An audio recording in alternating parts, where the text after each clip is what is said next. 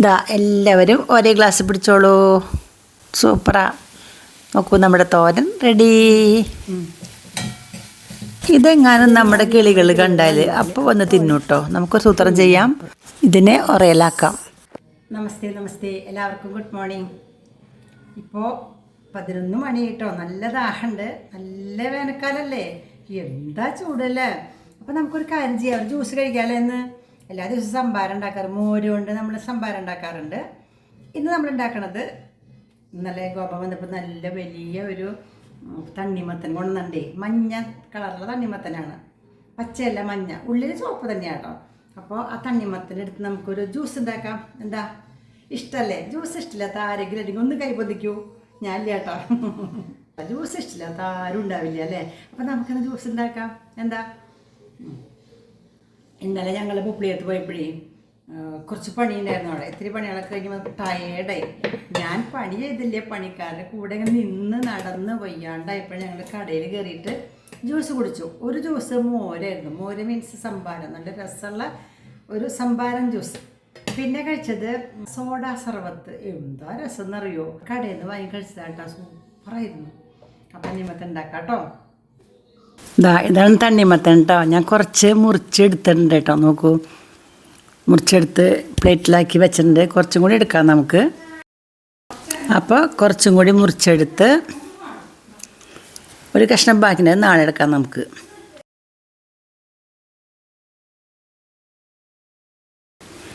ഇങ്ങനെ ചെത്തി തൊലി കളഞ്ഞ് അതിൻ്റെ നല്ല ഭാഗം ഉള്ളിലേക്ക് എടുത്തു.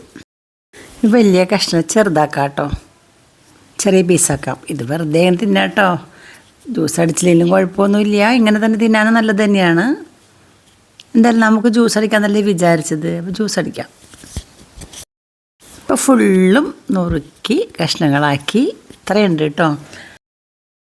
ഇനി നമുക്ക് ഈ നുറുക്കി വെച്ചത് മിക്സിയുടെ ജാറിലേക്ക് ഇടാം. മുഴുവൻ ഇടണ്ട കേട്ടോ, 2 വട്ടമായിട്ട് നമുക്ക് കുറേ ഉണ്ടല്ലോ, 2 വട്ടമായിട്ട് നമുക്ക് അടിച്ചെടുക്കാം. പകുതി ഇട്ടു അതിൽ. ഇനി അതിൽ പഞ്ചസാര ഇടണം.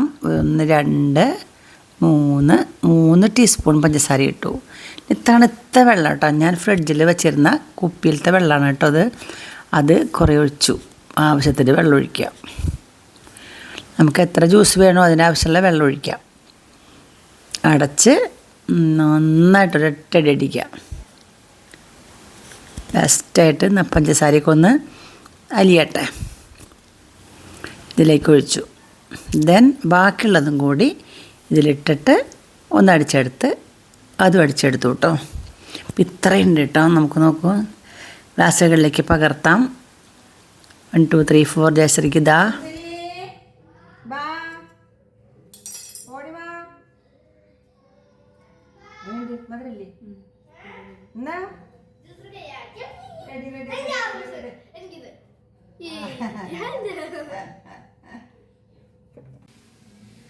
ജ്യൂസൊക്കെ ഉണ്ടാക്കി കഴിക്കാം, എല്ലാവർക്കും കൊടുത്തു കേട്ടോ. ഒരു കാര്യമുണ്ട്, ജ്യൂസ് ഉണ്ടാക്കുമ്പോൾ മധുരം വേണം, മസ്റ്റാണ്.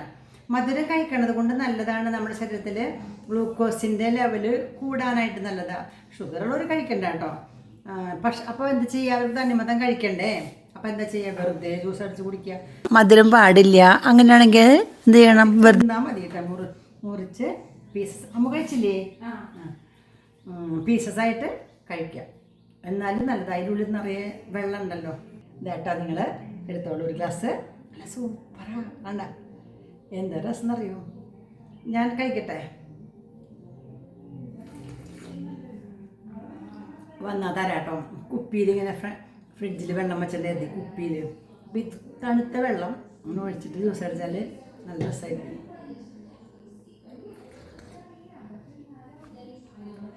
എല്ലാവരുടെയും ദാഹം മാറട്ടെ, വന്നാൽ തരാം.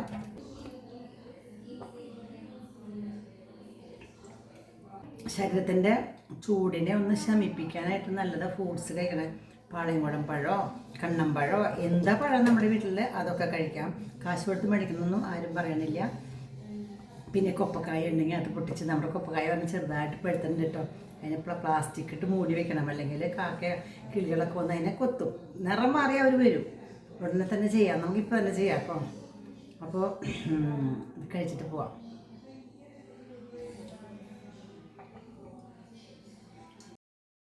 നമ്മൾക്ക് നല്ല ഒരു വാഴക്കുടപ്പൻ കിട്ടിയിട്ടുണ്ട്. അത് ഞാൻ ചെറുതായി അരിഞ്ഞു വെച്ചു. അതിലേക്ക് ഒരു സവാളയും ഒരു പച്ചമുളകും കൂടിയിട്ട് അരിഞ്ഞു വെച്ചു. ഇതുകൊണ്ട് നമുക്കൊരു തോരൻ ഉണ്ടാക്കാം കേട്ടോ. ചീനച്ചട്ടി അടുപ്പത്ത് വെച്ചു. വെളിച്ചെണ്ണ ചൂടായി, കടുകിട്ടു. കടുക് ദാ പൊട്ടി കഴിയാറായി. ഉഴുന്ന് പരിപ്പിട്ടു. ഉഴുന്നും പരിപ്പും നന്നായിട്ട് ചുമപ്പ് നിറമായിട്ടുണ്ട്. പറ്റൽമുളക് ഒരെണ്ണം പൊട്ടിച്ചിട്ടു. ഇനി അതിലേക്ക് കുറച്ച് കറിവേപ്പില ഇടണം. കറിവേപ്പില ഇട്ടു. ഇനി നമുക്കെന്ത് ചെയ്യാം, ഈ നുറുക്കി വെച്ചിരിക്കുന്ന വാഴക്കുടപ്പൻ അല്ലെങ്കിൽ വാഴപ്പൂവ് എന്നൊക്കെ പറഞ്ഞ സാധനം ഉണ്ടല്ലോ, അത് ഇതിലേക്ക് ഇടാം. സവാളയും ഒരെണ്ണം ചെറുതാക്കി അരിഞ്ഞിട്ടുണ്ട്. പച്ചമുളക് 2 അരിഞ്ഞിട്ടിട്ടുണ്ട്. ഇത്രയേ ഉള്ളൂ പണി.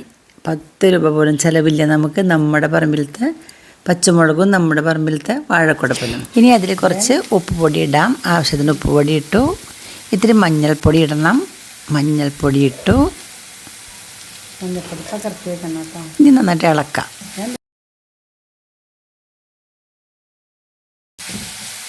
നന്നായിട്ട് ഇളക്കി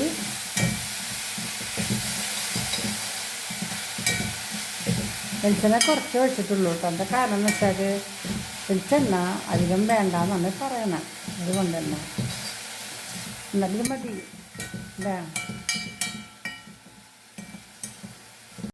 നന്നായിട്ടൊന്ന് പൊത്തി വയ്ക്കുക അങ്ങനെ.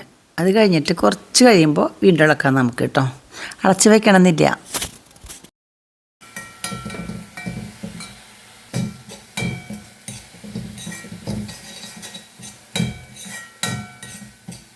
ഇതായില്ലേ, പെട്ടെന്ന് പെട്ടെന്നാവുന്നുണ്ട്.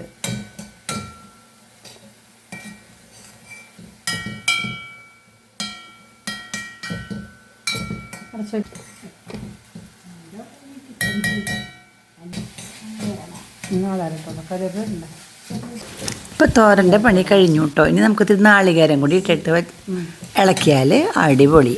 പണി കഴിഞ്ഞു. ഉപ്പുണ്ടോ നോക്കാം അല്ലേ.